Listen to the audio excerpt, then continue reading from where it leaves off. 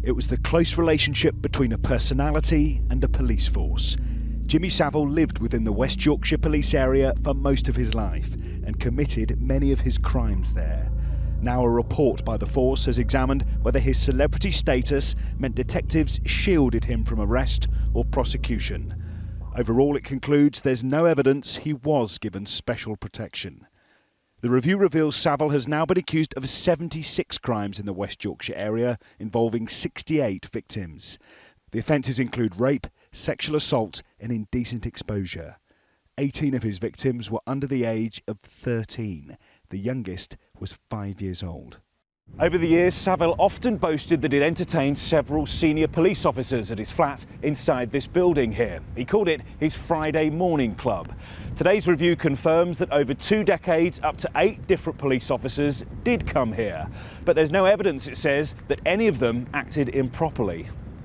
Today, one of the force's top officers told me they were fooled by Savile, like many others were. We have to put into context, Savile was a myth. He duped millions of people in relation to the fact that he was a celebrity, a charity fundraiser who did nothing but good in our communities.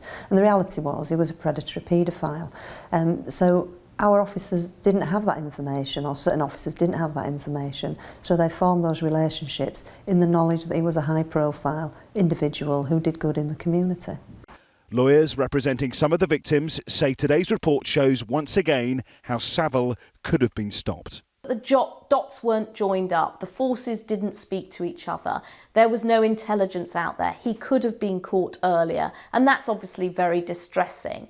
And also what we've learnt from today is the cosy breakfast club relationship. That's no different to actually the sort of relationships he created in the hospitals and in the BBC. He was highly manipulative. Other reviews, including those by the NHS and the BBC, are still to report back into how Jimmy Savile got away with so much for so long. Julian Druker, 5 News.